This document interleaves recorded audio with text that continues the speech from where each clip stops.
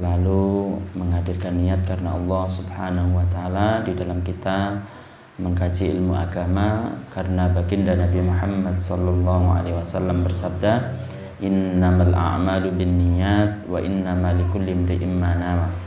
Jadi segala perbuatan itu tergantung niatnya. Kalau niatnya baik, insya Allah akan mendapatkan pahala dari Allah Subhanahu wa taala.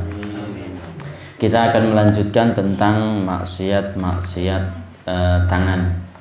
Jadi kemarin kita menjelaskan termasuk maksiat tangan itu adalah membunuh. Ya kan? Membunuh itu ada kafarohnya. Kemarin kan kafarohnya secara mutlak, artinya membunuh itu ada 3 macam.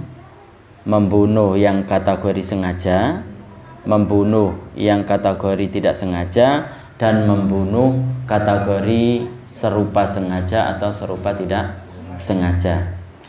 Membunuh sengaja itu adalah sengaja berniat untuk membunuh dengan sesuatu yang biasanya itu membunuh, seperti pakai pisau, pakai senjata dan lain sebagainya. Maka ini ada kafarohnya, ada dendanya. Atau membunuh yang serupa sengaja. Serupa sengaja di sini adalah maksudnya dia niat membunuh, tapi alat yang dibuat membunuh itu biasanya tidak membunuh. Seperti umpamanya dicubit atau pakai jarum yang kecil itu kan. Biasanya kan nggak membunuh, itu mati. Maka itu adalah serupa sengaja. Atau yang tidak sengaja. Tidak sengaja itu adalah tidak berniat membunuh. Jadi dia ingin menembak burung, menembak ayam, kena orang. Maka masing-masing 3 kategori ini itu ada kafarohnya, ada dendanya. Kafarohnya itu apa? Yaitu memerdekakan budak yang muslim dan sehat. Jika tidak mampu, maka berpuasa 2 bulan berturut-turut. Dan di sini kafaratul qatl atau kafaroh yang diperuntukkan untuk membunuh itu tidak ada namanya it'am. Kalau dulu, kalau masih kita membahas tentang kafaratul zihar, jadi seseorang mengatakan kepada, artinya dalam arti haram bagi ibunya untuk disetubuhi, juga dia itu menahan diri, mengharamkan dirinya untuk mensetubuhi istrinya. Ini istilahnya adalah zihar. Maka itu berdosa perbuatan itu karena menyakiti istri. Maka nanti ada kafaroh. Kafarohnya itu apa? Memerdekakan hamba. Kalau nggak mampu, maka puasa 2 bulan berturut-turut. Kalau tidak mampu, maka memberikan makanan fakir miskin 60 orang. Tapi kalau di sini nggak ada. Jadi kafaratul qatl itu tidak ada memberi makanan. Dalam pembunuhan yang disengaja ada kisos, kecuali jika ahli waris korban memaafkan dengan ketentuan denda diat atau secara cuma-cuma gratis. Jadi kemarin kan kita jelaskan, membunuh yang sengaja itu adalah kafarohnya. Kafaroh itu sesuatu yang tidak bisa dimaafkan. Tapi kalau pembunuhan sengaja itu selain juga ada kafarohnya, ada lagi tambahannya. Apa itu? Kisos. Kisos itu balasan yang setimpal yang akan diraih oleh orang yang mencederai. Jadi kalau dia itu memotong tangan, nanti dipotong tangan. Kalau membunuh, nanti dibunuh. Maka yang ini, tambahan ini itu bisa dimaafkan. Artinya kalau ahli warisnya mengatakan udahlah nggak usah dibunuh, nggak usah dibalas, dia membayar denda saja, maka wajib bagi dia untuk membayar denda. Tapi kalau kafarahnya tadi memerdekakan hamba, kalau tidak mampu dia berpuasa 2 bulan berturut-turut, itu tidak bisa dimaafkan, tetap ada. Ditambah lagi kisos kalau tidak dimaafkan oleh ahli waris. Kalau tidak dimaafkan oleh ahli waris. Kalau dimaafkan, maka nanti membayar diat denda. Dendanya ini adalah denda yang terhitung berat. Namanya mughalladzah. Ada mukhaffafah, mughalladzah. Bukan pembagian najis itu. Jadi di sini mughalladzah itu memberatkan. Kenapa memberatkan? Karena di sini kata para ulama, kalau dia itu tidak dikisos, hanya membayar dia denda, maka nanti dia harus membayar 100 ekor unta yang dibagi menjadi 3. Dibagi menjadi 3 itu adalah 20 itu adalah hiqqah. Masih ingat apa namanya pembagian zakat itu? Zakat itu ada namanya bintu makhad, ada bintu labun, ada hiqqah, ada jada'ah. Bintu makhad itu adalah unta yang berumur 1 tahun, genap 1 tahun dan masuk 2 tahun. Bintu makhad. Bintu labun itu adalah unta yang berumur 2 tahun, genap umur 2 tahun dan masuk 3 tahun. Kemudian hiqqah itu 3 tahun, genap 3 tahun. Kalau jada'ah itu adalah umur genap 4 tahun.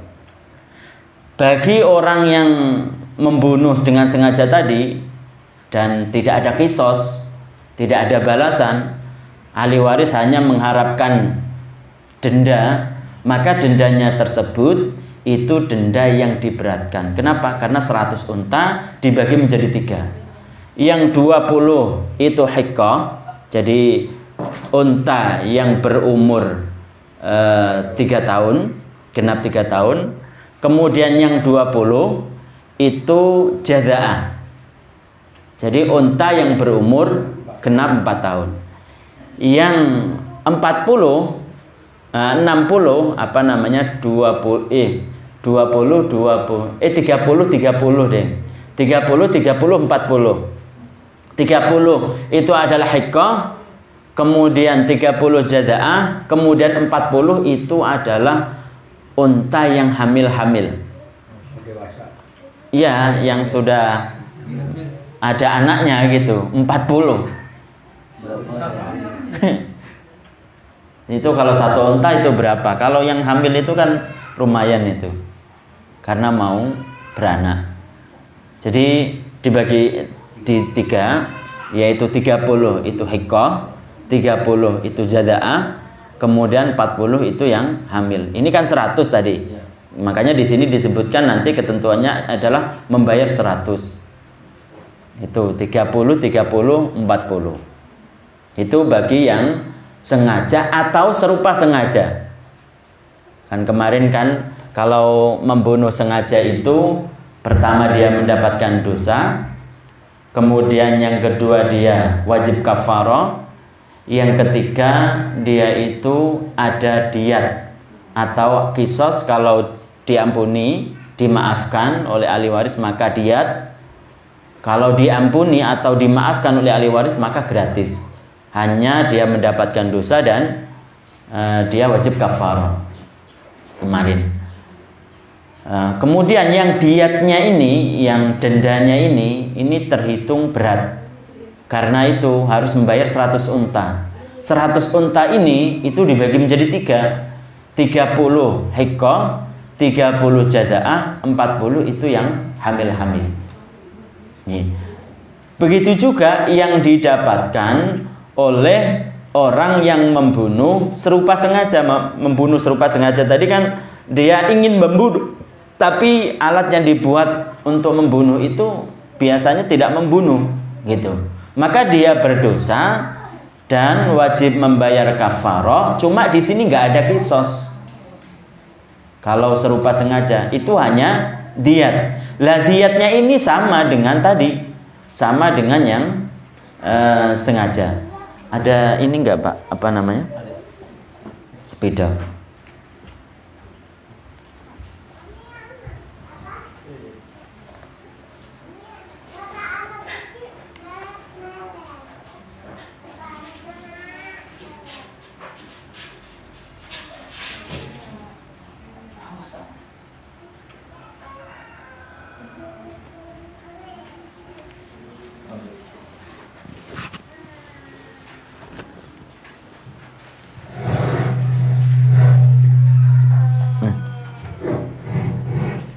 Jadi apa namanya, membunuh.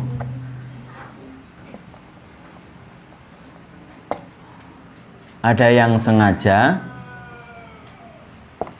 serupa sengaja, tidak sengaja.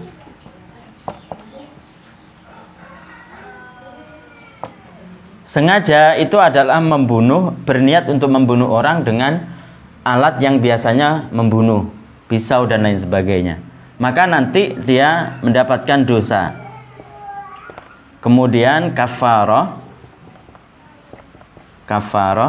Kafarah itu disuruh untuk memerdekakan hamba. Kalau tidak mampu maka berpuasa 2 bulan berturut-turut. Kemudian yang ketiga itu kisos. Lah, kisos ini itu bisa dimaafkan oleh ahli waris. Tapi kalau yang ini nggak bisa. Lah, ahli waris mengatakan udah nggak ada kafarahnya, enggak. Itu langsung dari baginda Nabi dari Allah Subhanahu wa taala. Tapi ini haknya ahli waris, kisos. Kisos itu tadi apa? Dibalas dengan perbuatan yang setimpal. Kalau dia itu memutuskan tangan, nanti diputus tangannya. Kalau membunuh, berarti nanti dibunuh. Itu kisos. Lah, kata si ahli waris, ya udah nggak usah dibunuh. Sekarang disuruh untuk membayar denda. Lah, dendanya itu berapa? Dendanya itu 100 ekor unta. Lah, 100 ekor unta ini 30 itu adalah hiqqah.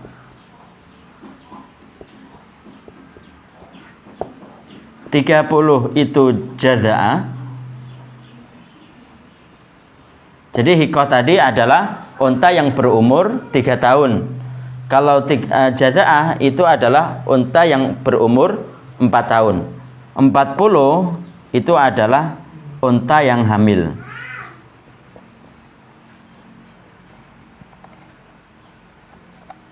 Nah, unta yang hamil. Begitu juga yang serupa sengaja ini itu adalah membunuh, niat membunuh, tapi barang yang dibuat untuk membunuh itu biasanya nggak membunuh. Seperti jarum yang kecil itu nanti maka dia mendapatkan dosa. Kemudian kafarah. Lah, di sini nggak ada kisos. Tapi dia wajib membayar diat. Lah, diatnya berapa? Diatnya sama dengan ini. Diatnya sama dengan sengaja. Yaitu 100 ekor yang dibagi menjadi 3. Hiqqah 30, jaza'ah 30, 40 unta yang hamil. Kalau tidak sengaja, ini ya tidak dosa. Wong tidak sengaja kok. Tidak dosa, hanya dia wajib membayar kafarah. Kafarah. Satu, yang kedua itu diat. Diatnya berapa? Diatnya ini diat yang diringankan. Diat yang diringankan. Diatnya 100 ekor unta sama. 100 ekor unta. Tapi ini dibagi menjadi 5. 20 itu adalah bintu makhot. Bintu makhot. Unta yang berumur genap 1 tahun. 20 itu bintu berarti maksudnya unta yang berumur genap 1 tahun dan dia perempuan. Kemudian ini adalah bintu labun. Nah, jadi unta perempuan yang berumur genap 2 tahun. Nah, unta perempuan yang berumur genap 2 tahun. Kemudian 20 itu adalah bani labun. Nah, bani labun. Bani labun itu adalah unta laki-laki yang genap berumur 2 tahun. 20 itu hiqqah. Kemudian 20 jaza'ah. Nah, 1, 2, 3, 4, 5, 100. Nggak ada yang hamil-hamil kalau ini. Karena dihitung ringan. Tapi ya tetap 100 kok. 100 unta. 1 ekor unta aja berapa juta itu. Itu dalam hukum Islam begitu. Jadi kalau yang tidak sengaja itu yaitu membunuh, tidak sengaja membunuh, tidak ada niatan membunuh, seperti menembak, inginnya tujuannya menembak hewan kena orang, maka dia tidak berdosa tapi wajib membayar kafarah dan membayar diat. Diatnya ini 100 ekor unta, sama dengan ini, cuma yang ini dibagi 5. Tidak terlalu memberatkan. Apa itu? 20 bintu makhot, yaitu anak unta perempuan yang berumur genap 1 tahun. 20 bintu labun, yaitu anak unta yang genap, anak unta perempuan yang genap berumur 2 tahun. Kemudian 20 bani labun, yaitu anak unta yang laki-laki genap berumur 2 tahun. Kemudian 20 hikkoh, yaitu anak unta yang genap berumur 3 tahun. Kemudian jaza'ah, anak unta yang berumur genap 4 tahun. Ini 100. Itu hikkoh itu masih dikatakan anak unta ya? Bukan unta. Iya, keluar dari ibunya soalnya. Pokoknya ini unta ya, unta yang berumur sekian. Dalam pembunuhan di sini, dalam pembunuhan yang tersalah dan semacamnya ada denda diatnya, yaitu 100 ekor unta jika korbannya laki-laki muslim yang merdeka. Nah, kalau korbannya itu adalah muslim yang merdeka, dan separuhnya pada korban seorang perempuan yang merdeka dan muslim. Tapi kalau yang dibunuh itu adalah perempuan, maka nanti di separuhnya. Ketentuan-ketentuan tentang diat berbeda sesuai dengan macam pembunuhannya ini tadi. Nah, jadi kalau dia itu sengaja, itu diatnya sekian. Kalau serupa sengaja, diatnya sekian. Kalau tidak sengaja, sekian. Jadi sama-sama 100, tapi sifatnya berbeda. Paham ya? Pahamnya dicatat. Jadi penting untuk mengetahui hukum-hukum Islam. Kalau ada orang yang mengatakan dia tahu ingin ingin mendirikan negara Islam, lah harus tahu ini. Wong kadang orang yang seperti itu ditanya tentang berapa perkara yang membatalkan wudu, enggak ngerti kok.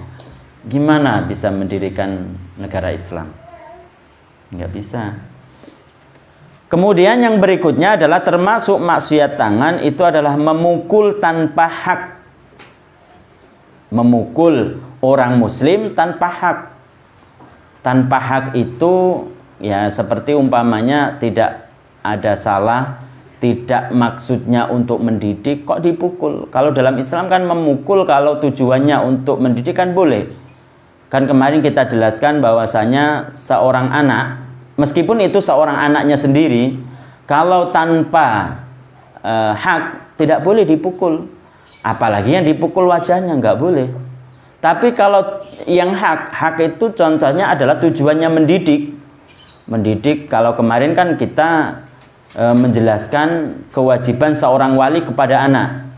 Apa itu? Kalau sudah berumur 7 tahun dan sudah tamiz, maka wajib bagi wali untuk memerintahkan kepada anak tersebut untuk mengerjakan kewajiban seperti puasa, seperti sholat. Nah, jadi kembalinya ke wali, kembalinya kepada orang tua. Kalau tidak mengerjakan, tidak diperintah, maka yang dosa orang tuanya. Kalau tidak mengerjakan, sudah diperintah, ya tidak dosa orang tuanya. Kemudian anaknya juga enggak dosa karena dia belum mukallaf, belum balik, ya kan?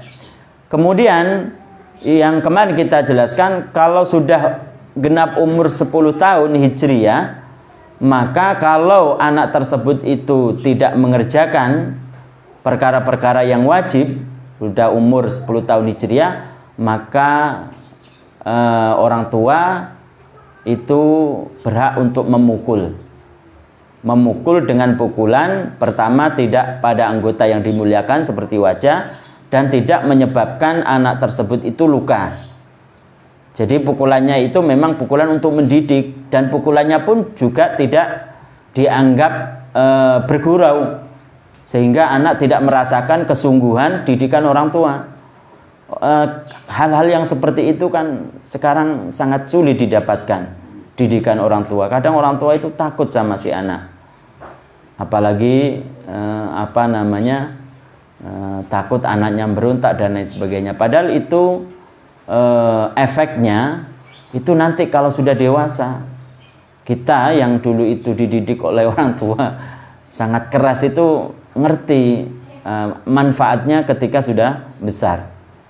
Jadi tidak boleh memukul muslim ini anaknya ataupun siapapun, itu tidak boleh memukulnya tanpa hak. Yang hak itu ya seperti tujuannya untuk mendidik dan lain sebagainya. Kemudian yang berikutnya adalah mengambil suap dan memberikannya. Termasuk maksiat tangan itu adalah mengambil suap dan memberikannya. Jadi suap, riswah. Cuma kalau di sini, kalau seseorang tersebut itu memberikan suap karena ingin mengambil haknya, seperti apa? Seperti umpamanya tanahnya itu memang benar-benar milik dia. Kemudian apa? Kemudian diambil oleh orang lain. Lah si hakim ini kalau tidak disuap tidak akan memberikan haknya tersebut. Maka bagi orang yang menyuap karena ingin mengembalikan haknya itu tidak dosa. Tapi yang menerima si hakim tetap dosa. Jadi si hakim dari pihak yang menerima suap, meskipun itu tujuannya adalah mengembalikan hak atau tidak, itu tetap dosa. Tapi yang memberikan itu dilihat, yang memberikan suap, apakah memang memberikan suap itu karena ingin mengambil haknya atau menjadikan yang salah itu menjadi benar menjadi salah.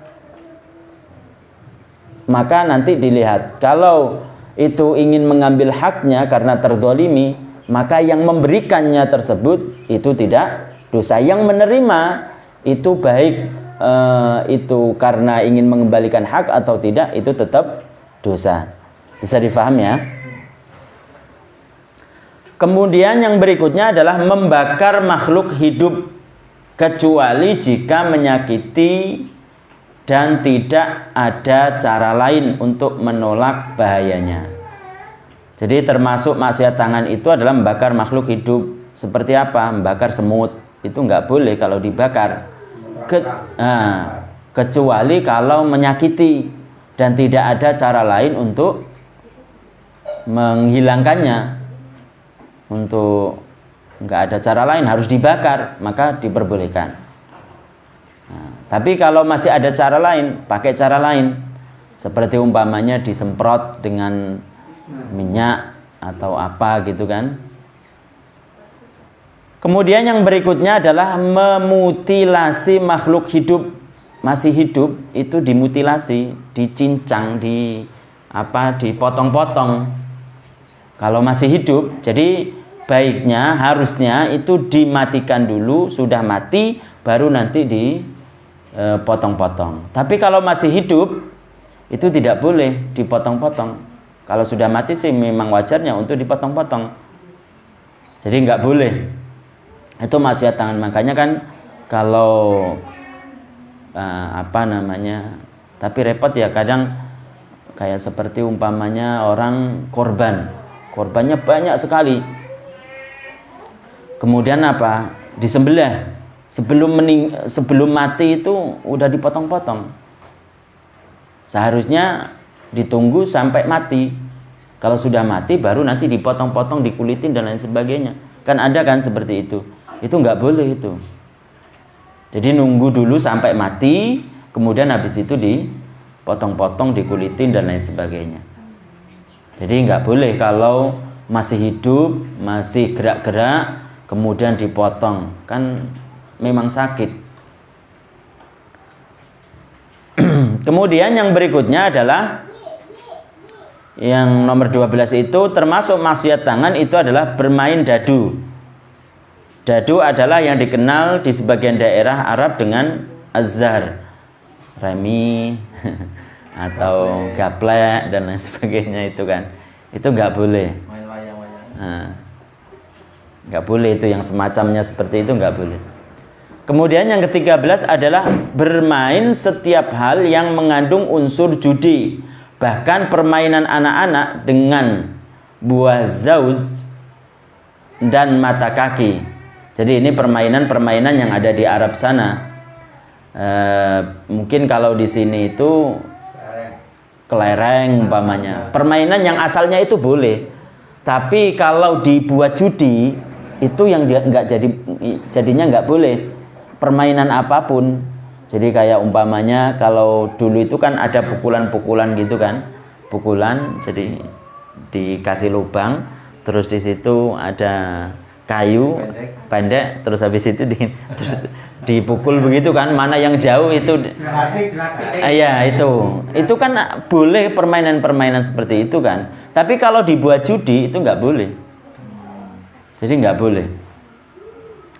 Kemudian yang berikutnya adalah memainkan alat-alat musik yang diharamkan seperti tumbur, robab. Jadi tumbur itu ya semacam gitar, robab itu ya apa namanya yang biasa dipakai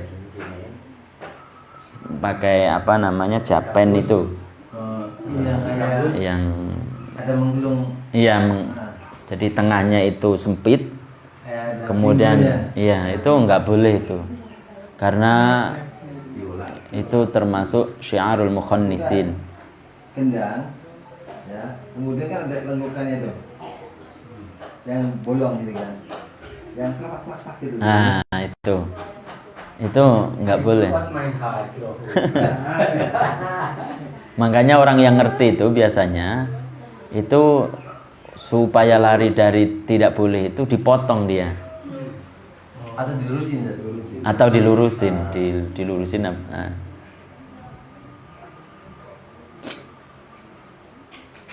Seruling dan alat-alat musik yang bersenar itu tidak boleh. Menyentuh perempuan ajnabiyah. Jadi menyentuh perempuan yang ajnabiyah itu tidak boleh. Tentunya kalau menyentuhnya itu dengan sengaja. Bukan mahram, istri dan semacamnya. Jadi bukan ibu. Jadi ajnabiyah itu kan perempuan yang boleh untuk dinikahi. Bukan ibu, bukan saudari, bukan anak. Itu kemarin yang kita jelaskan orang-orang yang haram untuk dinikahi. Dengan sengaja tanpa penghalang atau dengan penghalang disertai syahwat. Tidak boleh. Meskipun dengan sesama jenis atau dengan mahram. Jadi meskipun asalnya tersebut itu boleh untuk menyentuh, tapi kalau disertai syahwat, meskipun sama laki-laki ataupun sama mahram, kakak dengan adik, maka itu tidak diperbolehkan kalau disertai dengan syahwat. Kemudian yang berikutnya adalah menggambar sesuatu yang memiliki roh,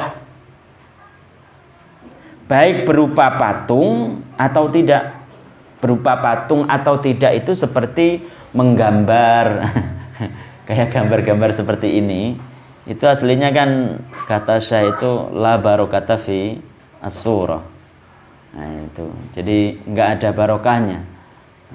Apa namanya gambar-gambar tersebut.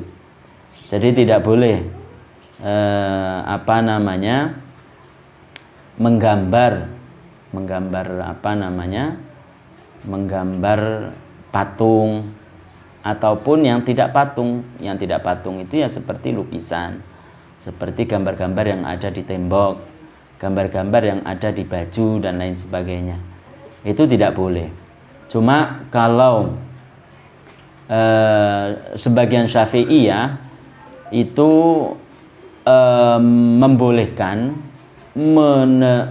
menetapkan, bukan menggambar. Kalau menggambar itu baik itu yang gambarnya tersebut itu memiliki ruh atau tidak, yang sekira bisa hidup atau tidak, itu tidak boleh. Cuma kalau menetapkan bagaimana? Menetapkan artinya memang sudah ada. Memang sudah ada gambar, bukan kita yang menggambar, tapi memang sudah ada. Bagaimana kalau menetapkan itu? Kalau menetapkan itu dilihat. Kalau sekira gambar tersebut itu sekira tidak hidup, separuh badan, kepalanya nggak ada, itu diperbolehkan. Itu diperbolehkan. Ya. Jadi kalau menggambar, dia yang menggambar itu meskipun menggambar sesuatu yang sekira dia itu hidup atau tidak, seperti umpamanya separuh badan ataupun tidak seluruh badan, maka tidak boleh. Tapi kalau menetapkan bagaimana? Artinya bukan dia yang menggambar, bagaimana? Maka dilihat, kalau nanti itu sekira tidak hidup kayak separuh badan ataupun kepalanya nggak ada atau dipotong tengahnya dan lain sebagainya, maka itu diperbolehkan. Itu kalau mazhab 3, yaitu Syafi'i, kemudian Hambali dan Hanafi. Tapi kalau Maliki, selama itu tidak berupa jisim, tidak berupa patung, itu diperbolehkan. Itu diperbolehkan. Juga Syafi'iyah membolehkan gambar yang meskipun itu hidup tapi sekira itu diinjak-injak, kayak seperti ada di karpet dan lain sebagainya, itu diperbolehkan. Artinya kalau nanti, artinya ya supaya kita paham, kalau di situ ada gambar sekira dihukumi haram, maksiat, maka itu adalah termasuk uzur untuk kita itu tidak datang dalam acara sesuatu yang diundang awalnya itu wajib, tapi kita karena ada uzur itu tidak boleh, kita tidak datang. Kita diundang untuk mantenan, itu kan wajib kita untuk hadir, kan begitu. Tapi karena ada uzur, termasuk ini tadi yang kita perinci tentang gambar, maka bisa menjadi uzur dia itu tidak hadir, gitu.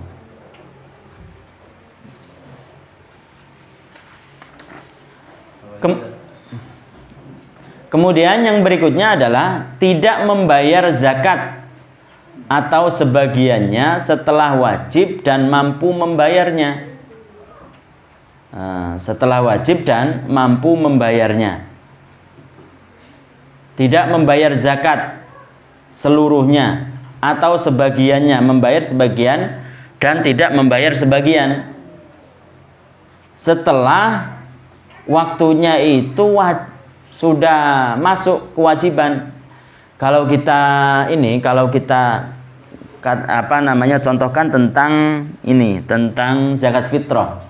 Zakat fitrah itu kan waktu wajib itu ketika seseorang itu berada di 2 bagian bulan, yaitu bulan Syawal dan bulan Ramadan, ya kan? Itu sudah ada waktu wajib pada waktu itu. Kemudian sudah lewat dari waktu wajib, dia ada kelebihan makanan pokok dari dirinya dan orang-orang yang wajib dinafkahi, dizakati.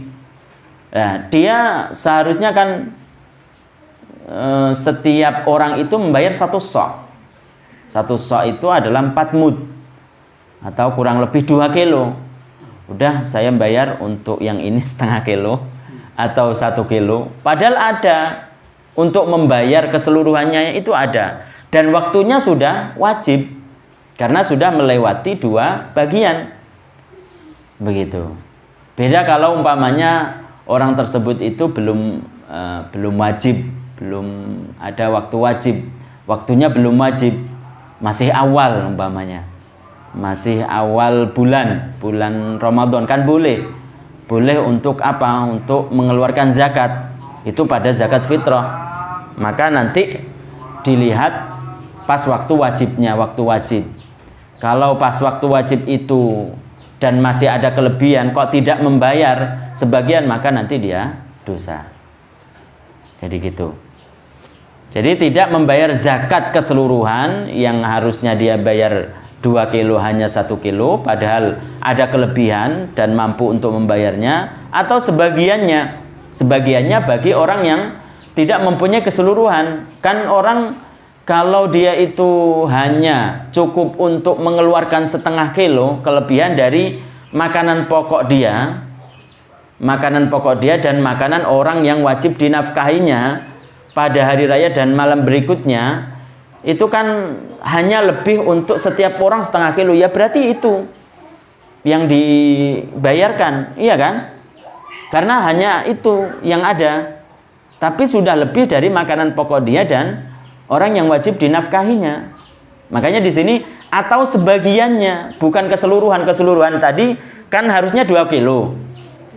2 kilo dan dia sudah ada waktu wajib. Waktu wajibnya kapan? Yaitu menemukan 2 bagian. Dan sudah ada kelebihan makanan pokok untuk dirinya dan orang yang wajib dinafkahi. Kan gitu.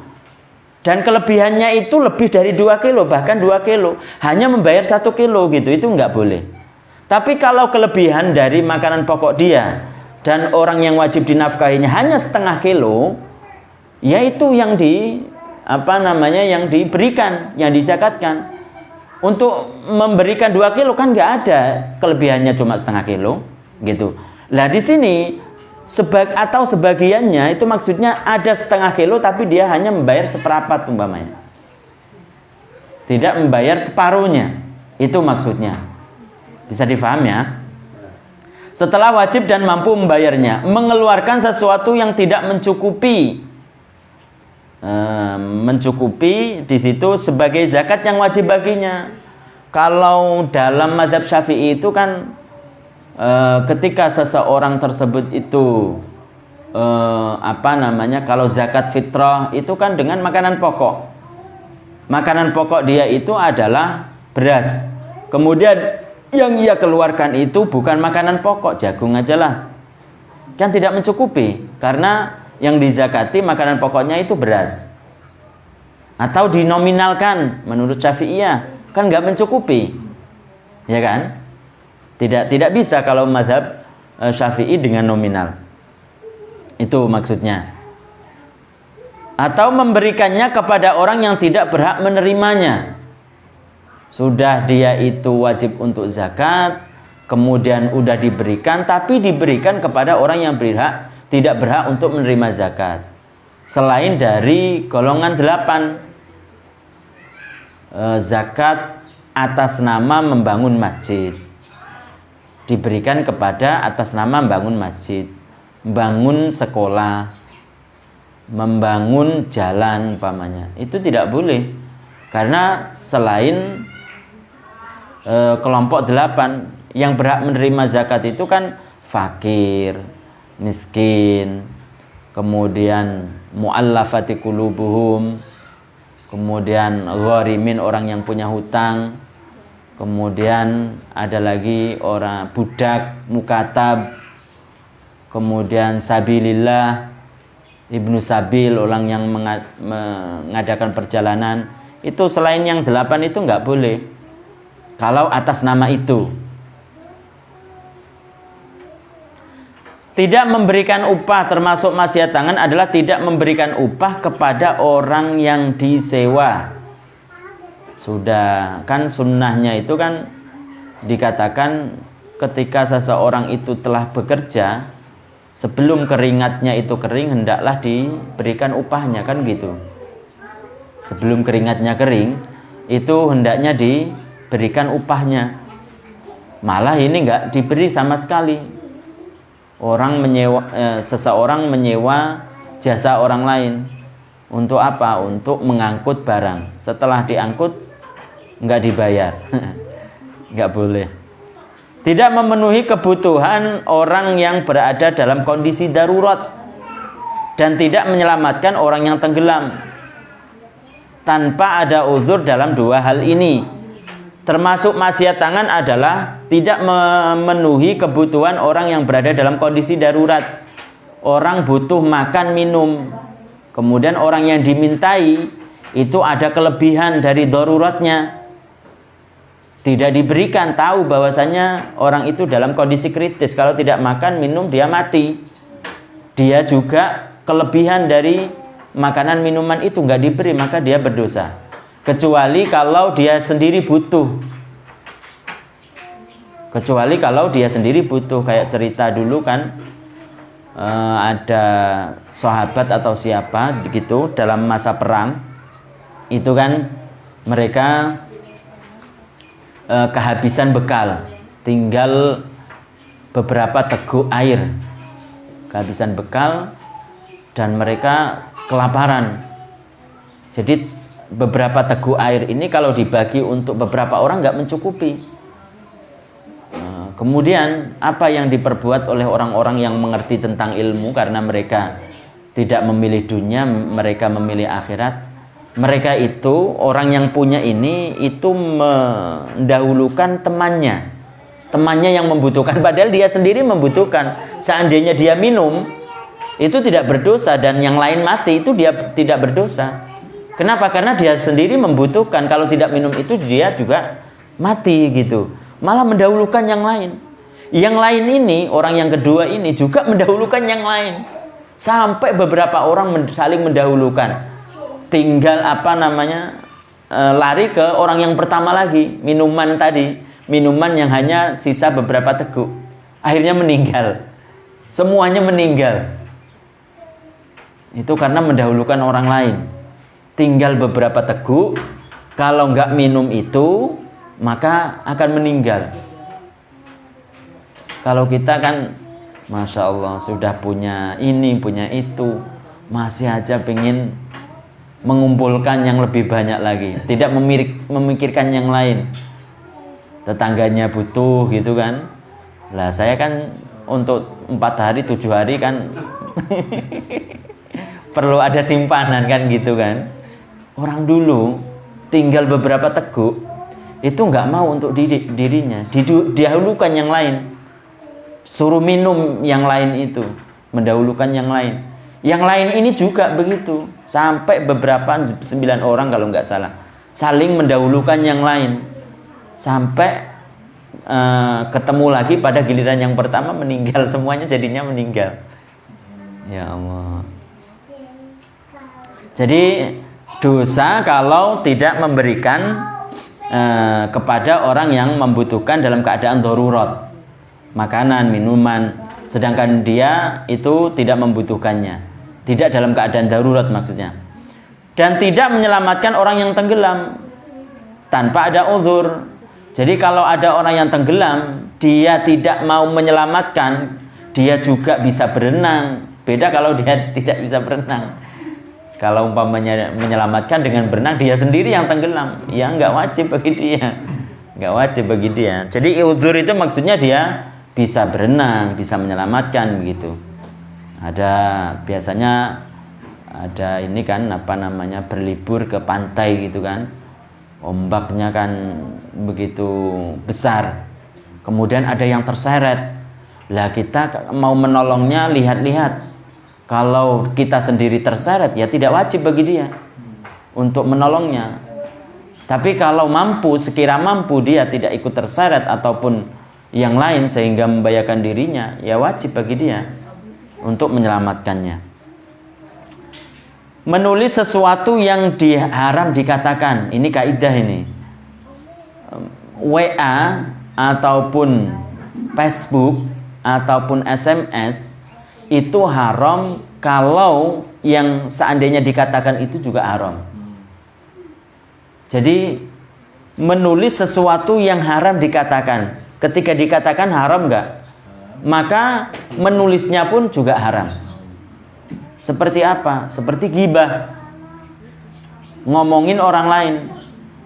Ngomongin orang lain itu haram. SMS-nya pun, WA-nya pun kalau itu adalah ghibah, itu juga haram. Seperti umpamanya menuduh orang berzina, itu kan kalau dikatakan haram. Menulisnya pun juga begitu, tidak boleh. Al-qadzaf kemarin kan. Kemudian an-namimah, naqlu qaulin lil ifsad, memindah perkataan orang supaya terjadi permusuhan. Jadi kata si A kamu begini, kata si B kamu begini umpamanya. Tujuannya untuk supaya terjadi pemusuhan antara si A dan B. Maka WA-nya pun yang menceritakan tentang itu juga haram. Kemudian berkhianat yaitu lawan dari nasihat. Mencakup khianat dalam perbuatan. Khianat dalam perbuatan. Artinya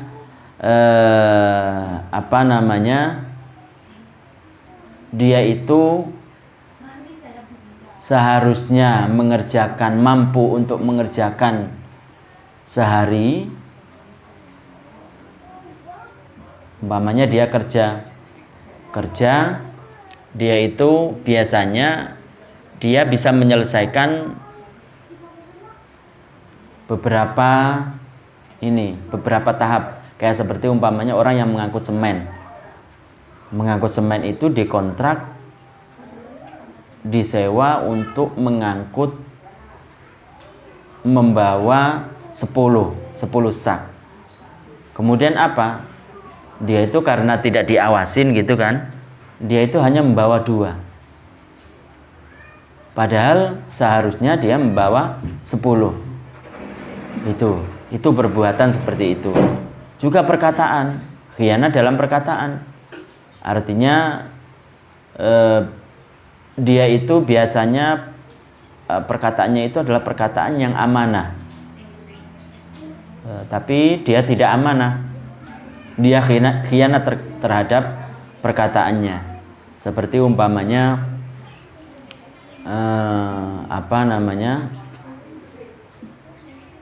dia seharusnya umpamanya ditanya umpamanya, kamu dalam sehari berapa kali kamu ini bisa menghabiskan pekerjaan ini. Dia berbohong. Seharusnya dia itu mampu untuk mengerjakan pekerjaan ini sebanyak mungkin, dia itu hanya sedikit. Jadi berbohong. Dia khianat terhadap apa yang menjadi perkataannya. Kemudian keadaan itu seperti umpamanya dia keadaannya itu memang orang yang miskin, orang yang fakir, atau orangnya itu tidak mampu dalam suatu pekerjaan tertentu. Kemudian apa? Kemudian dia itu sok-sok menjadi orang-orang yang kaya ataupun sebagai orang yang ahli, seperti umpamanya orang yang tidak bisa ahli komputer. Kemudian ketika ada bos yang mencari orang yang ahli komputer, dia itu apa? Dia itu sok-sok ahli dalam komputer. Jadi keyboardnya itu di tek begitu kan. Padahal yang ditulis apa itu nggak tahu. Yang penting kelihatannya itu mahir gitu. Padahal dia tidak bisa apa-apa. Itu juga khianat dalam keadaan. Maka tidak diperbolehkan. Menipu, berkhianat terhadap perbuatan, perkataan, dan keadaan. Mungkin itu yang bisa disampaikan untuk pagi hari ini. Semoga bermanfaat dan bisa difahami. Saya akhiri. Wassalamualaikum warahmatullahi wabarakatuh.